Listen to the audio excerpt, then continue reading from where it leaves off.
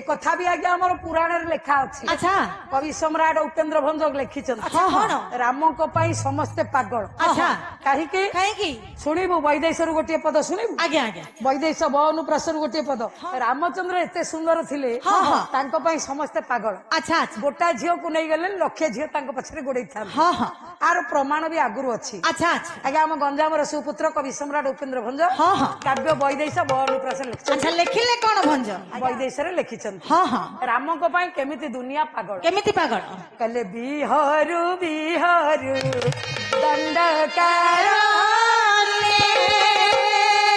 वृंद वृंद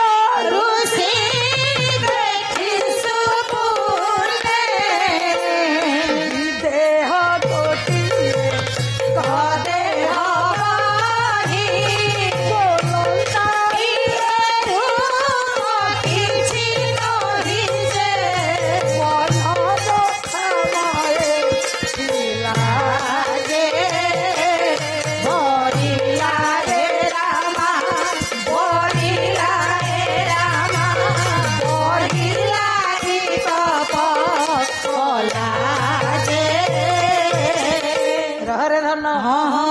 माटीर छुआ। अच्छा कवि सम्राट भंज बनुप्रास वैदेश कहली। अच्छा राम लक्ष्मण सीता जिते वनवास को जाइए वृंद वृंद ऋषि मैंने दंडकार तपस्या करते रामचंद्र को देखला मात्र से मन भाविले कहले पिता कषा फल खाई बाबाजी हबारे लाभ विदेह विदेह बोले कंदर्प। अच्छा गोटे कंदर्प रूप धरी जो पुरुष ये स्त्री टी कौटी की तपस्या करथिला। अच्छा स्वामी पदरे वरण कर भाई माने आम तपस्वी हो गला ब्रह्मा वर देदेले आम सब गोटे स्त्री हो गले चलो राम को स्वामी पदरे वरण स्त्री केमिति आज्ञा भ्रम भ्रम मुझे मनर भ्रम भंज लिखिले भ्रम। अच्छा कौन कले आज्ञा आप जानी बाबाजी मैंने जो तपस्या करती आज्ञा से हांडी माठिया पानी रखी बोतल पानी रखी पियंती ना ना आज्ञा लाउ तुम्बी पानी रखी। अच्छा आज्ञा ये ऋषि मैंने कले कहले बहिले तुम्बी की उरे रखी हो उरे रखी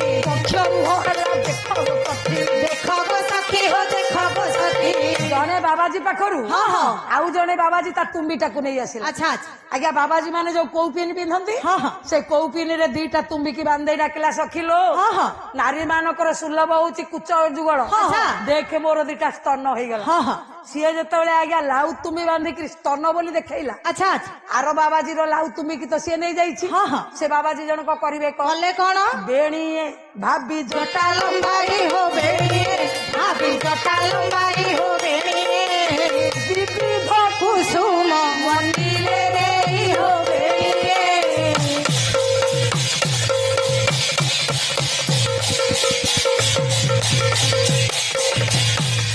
आउ जने बाबाजी पुओ कौन कला तार जो लंबा लंबा जट बेणी करदेला खोसा करदेला बणुरु फूल तोड़ी आनला खोसार खोसीदेला। अच्छा कहला तू कौन एका सुंदरी हेचु देखुनु मु सुंदरी हे गेली। अच्छा तू कौन आग बरिबु मु जाईकी आग बरिबु। अच्छा आज्ञा वृंद वृंद ऋषि माने माडगोल होचंती आज्ञा रामको स्वामी रूपे पाइबा तेने आज्ञा रामचंद्र हेले अंतर्जामी।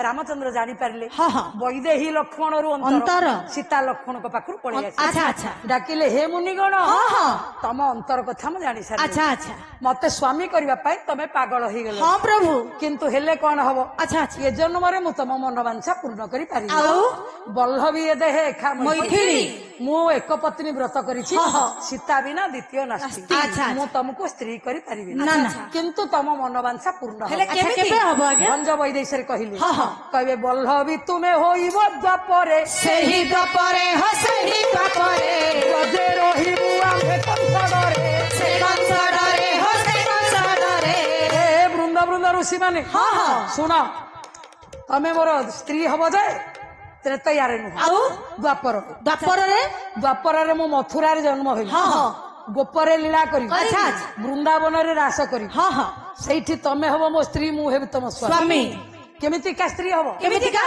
अरे वृंदावन रे हेबो रास केरी से रास केरी हो से रास केरी बल्लभी देहे एका मैथिली हो एका मैथिली वृंदावन रे 16 कुंज करी तम 16 सहस्र बाबाजी मानक सहित मु लीला करी। अच्छा अच्छा तमे हबो स्त्री ମୁଁ ହେବି ସ୍ୱାମୀ। ହଁ ହଁ ହେଲେ ତମ ନାଁ କଣ ହବ ମୋ ନାଁ କଣ କଣ ହବ? ବହିବି ଗୋପୀନାଥ ନାମ କୁହ ବହିବି ଗୋପୀନାଥ ନାମ କୁହ ବହିବି ବୋଲେ ଉପେନ୍ଦ୍ର ବୋଧି ଗଲେ ତାଙ୍କୁ ବହିବି।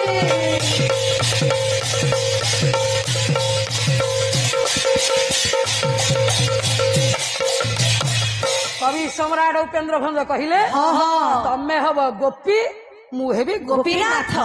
ଏ ଯୁଗରେ ତମେ ଯାହା ବାଞ୍ଛା କଲ ହଁ, ହଁ। ସେ ଯୁଗରେ ତମକୁ ପ୍ରାପ୍ତି ହବ। ଆଚ୍ଛା ଆଚ୍ଛା ତେଣୁ ଭାଗବତ ଲେଖିଲା 16,000 ଗୋପ ନାରୀ ମତେ ବରିଲେ ତପ କରି ତେଣୁ ସତ୍ୟ ଯୁଗରେ ହେଲେ ତପି ହଁ ହଁ ଆଜ୍ଞା ତ୍ରେତା ଯୁଗରେ ହେଲେ କପି ଆଚ୍ଛା ଦ୍ୱାପର ଯୁଗରେ ହେଲେ ଗୋପୀ ଗୋପୀ।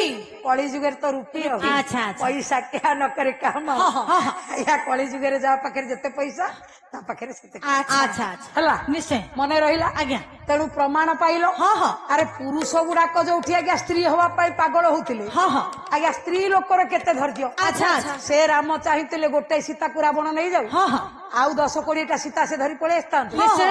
ହେଇନଥାନ୍ତା କି ନିଶ୍ଚୟ ହେଇଥାନ୍ତା। ଆଜ୍ଞା ସମୁଦ୍ରରେ ଗୋଟେ ବନ୍ଧ ବାନ୍ଧିଲେ ହଁ ହଁ କାହା ପାଇଁ ସେଇ ସୀତାଙ୍କ ପାଇଁ ଆଜ୍ଞା ଚାଣକ୍ୟ ଗୋଟିଏ ମତ ଦେଇଛନ୍ତି ସମାଜର ଶିକ୍ଷା ପାଇଁ ହଁ ହଁ ଆପଣ ମାନେ ଗୁଣିଜ୍ଞାନୀ ପଣ୍ଡିତ ଆଚ୍ଛା ଆଚ୍ଛା ଚାଣକ୍ୟ ହଉଛନ୍ତି ଆଜ୍ଞା ଭାସ୍କର ହଁ ହଁ ଚାଣକ୍ୟଙ୍କ ପଦ ହଉଛି ଆକାଟ୍ୟ ଆଚ୍ଛା ଆଚ୍ଛା ଚାଣକ୍ୟ ଗୋଟିଏ ମତ ଦେଇଛନ୍ତି ଦୁନିଆ ପାଇଁ ହଁ ହଁ ଆଜ୍ଞା ଦୁନିଆ ପାଇଁ କଣ ସେ ଗୋଟେ ଶିକ୍ଷା ଦେଲେ କଣ ଦେଲେ?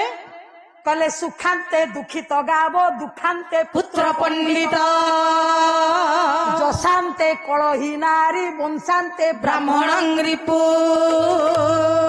ଏ ମୋର ଗୁଣିଗଣ ପଣ୍ଡିତେ ହଁ ହଁ ଆପଣ ମାନେ ଧ୍ୟାନ ଦେଇକିରି ଗୋଟିଏ କଥା ଶୁଣନ୍ତୁ ଆଚ୍ଛା ସୁଖାନ୍ତେ ଦୁଃଖିତ ଗାବ ଗାବ ଯେତେବେଳେ ଆମ ପାଖରୁ ସୁଖର ଅନ୍ତ ହେଇଯିବ କେତେ ପୁରୁଷ ପର୍ଯ୍ୟନ୍ତ 21 ପୁରୁଷ ପର୍ଯ୍ୟନ୍ତ ଆଚ୍ଛା ଆଚ୍ଛା ଦୁଃଖିତ ଗାବ ହଁ ହଁ ଆପଣ ମାନେ ଗାଈ ପୋଷୁଛନ୍ତି ହଁ ହଁ ଗାଈ ବାଛୁରୀ ବଳଦ ରଖୁଛନ୍ତି ଆଚ୍ଛା ଆଚ୍ଛା ସେ ରୋଗରେ ସଢିବ ହଁ, ହଁ। ଆପଣ ଦେଖିବେ ଆଚ୍ଛା, ଆଚ୍ଛା। ନତୁବା ଗୋ ହତ୍ୟା ପାତକ ଆପଣଙ୍କୁ ଲାଗିବ ଆଚ୍ଛା, ଆଚ୍ଛା। ତାପରେ ଆପଣ ଜାଣିବେ ଆଉ 21 ପୁରୁଷ ପର୍ଯ୍ୟନ୍ତ ଆପଣଙ୍କର କେହି ସୁଖୀ ହେବେନି ନା, ନା। ଏ କଥା ଚାଣକ୍ୟ ବଚନ ଅକାଟ୍ୟ ହଁ, ହଁ। ଆପଣ ମାନେ ମନେ ରଖନ୍ତୁ ଆଚ୍ଛା ଆଚ୍ଛା ଯେତେବେଳେ ଗାଈ ଦୁଃଖ ଭୋଗିବ କି ଗାଈ ମରିବ ହଁ, ହଁ। ଆପଣଙ୍କ ଜୀବନରୁ ସୁଖ ପଳେଇବ ଚାଲିଯିବ ସରିଲା ହଁ ଦୁଃଖାନ୍ତେ ପୁତ୍ର ପଣ୍ଡିତ ଯେତେବେଳେ ପୁଅ ପଣ୍ଡିତ ହେଇକିରି ବାହାରିବ ହଁ, ହଁ। ଆଉ ଗୋଟାଏ ପୁଅ ଯଦି ଆଜ୍ଞା ପଣ୍ଡିତ ହେଇକି ବାହାରିଲା ଆଚ୍ଛା ସେ ବଂଶରେ 21 ପିଢ ପର୍ଯ୍ୟନ୍ତ ଆଜ୍ଞା ଆଉ କେହି ଦୁଃଖ ଭୋଗିବେ ନା ନା ତା ପାଖକୁ ସୁଖୀ ହେଇ ଚାଲିବ ଆଚ୍ଛା ଆଚ୍ଛା ମନେ ରଖନ୍ତୁ ହଁ, ହଁ। ଯଶାନ୍ତେ କଳହି କଳହି ନାରୀ ନାରୀ। ଯେତେବେଳେ ଆପଣ କୀର୍ତ୍ତି କରିଛନ୍ତି ହଁ, ହଁ। ଯଶ ଅର୍ଜିଛନ୍ତି ଆଜ୍ଞା ଆପଣଙ୍କ କୀର୍ତ୍ତି ଯେତେବେଳେ କଳା ପଡିବ ଆପଣଙ୍କ ଘରକୁ ଗୋଟିଏ କଳିହୁଡି ସ୍ତ୍ରୀ ଆସିବ ଆଚ୍ଛା ମନେ ରଖନ୍ତୁ ସେ ସ୍ତ୍ରୀ ହଉ ବୋହୂ ହଉ ଝିଅ ହଉ ନାତୁଣୀ ହଉ ହଁ ହଁ ଗୋଟେ କଳିହୁଡି ସ୍ତ୍ରୀ ଆପଣଙ୍କ ଘରକୁ ଆସିବ। ଆପଣ ଜାଣିବେ ଆପଣଙ୍କ ଯଶର ଅନ୍ତ ସମୟ ଆସିବ ଆଚ୍ଛା ଆଚ୍ଛା ଆଜ୍ଞା ସବୁଠୁ ଡେଞ୍ଜର କୋଉଟା ଜାଣନ୍ତି କଣ? ବଂଶାନ୍ତେ ବ୍ରାହ୍ମଣ ରିପୁ ଯଦି ଯୋଟେ ବ୍ରାହ୍ମଣ ସହିତ ଆପଣ ଶତ୍ରୁ ହେଲେ ହଁ ହଁ ସୁନିଶ୍ଚିତ ବଂଶ ବୁଡିବ ଆଚ୍ଛା ଏଥିରେ ଭାବିବାର ନାହିଁ ଆଚ୍ଛା ଆଚ୍ଛା ବ୍ରାହ୍ମଣ ସହିତ ଶତ୍ରୁ ହେଲେ ବଂଶ ବୁଡିବ ଆଚ୍ଛା ଆଚ୍ଛା ଆଜ୍ଞା ପଣ୍ଡିତେ ଚାଣକ୍ୟଙ୍କ ମତ ମୁଁ ଏଠିକି ଆଣିବାର କାରଣ କାରଣ ରାମଚନ୍ଦ୍ର ତ ପଣ୍ଡିତ ହଁ ହଁ ରାମଚନ୍ଦ୍ର ତ ସୂର୍ଯ୍ୟ ବଂଶର ପୁଅ ଆଚ୍ଛା ରାମଚନ୍ଦ୍ରଙ୍କର ଗୁରୁ ତ ହେଲେ ବଶିଷ୍ଠ ଆଚ୍ଛା।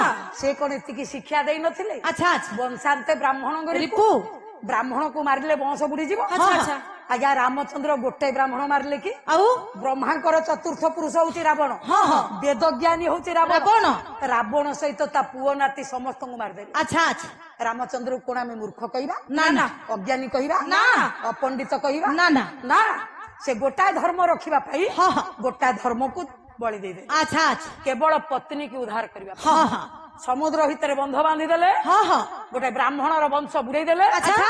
କେବଳ ସ୍ତ୍ରୀ କି ସୀତାକୁ ଉଦ୍ଧାର କରିବା ପାଇଁ ତେଣୁ ଆପଣ ବିଚାର କରନ୍ତୁ ତାଙ୍କୁ ହିଁ ପତି କୁହାଯାଏ ଆଚ୍ଛା ଆଚ୍ଛା ପତି ପଦକୁ ସେଇ ଭାଜନ ହଁ ହଁ ଯାହା ହଉଛି ହେଇଯାଉ ଆଚ୍ଛା ଆଚ୍ଛା କିନ୍ତୁ ମୋ ସ୍ତ୍ରୀ କି ଜଣେ ନେଇছে ମୁଁ ତାକୁ ଉଦ୍ଧାର କରିବି। ଆଚ୍ଛା ଆଚ୍ଛା ସେଇଠି ପ୍ରତିବାଚ ଲାଗିଲା ଲାଗିଲା ବୁଝିଲୁ ହଁ ଆଜ୍ଞା ଆଉ ଅବୁଝା ହବୁନୁ ନାଇଁ ଆଜ୍ଞା